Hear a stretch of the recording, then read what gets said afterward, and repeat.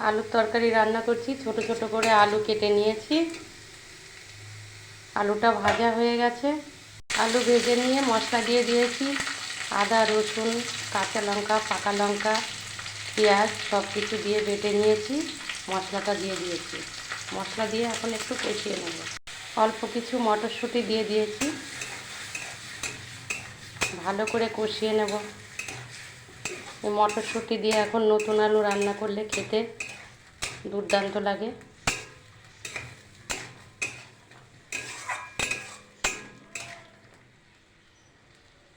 মশলা দিয়ে ভালো করে কষিয়ে নিয়েছি।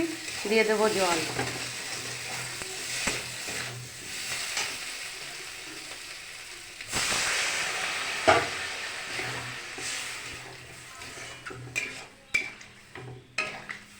আর সামান্য একটু জল দিয়ে দেবো। হলুদ আমি দিয়ে দিয়েছি মশলার সাথে। দিয়ে দিচ্ছি লবণ, চিনি দিয়ে দিচ্ছি। ভালো করে ফুটিয়ে নেব। ফোটা শুরু করেছে।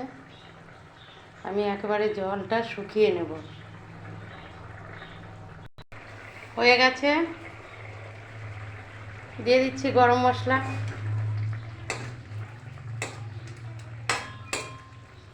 একটু নাড়াচাড়া দিয়ে নামিয়ে দেব।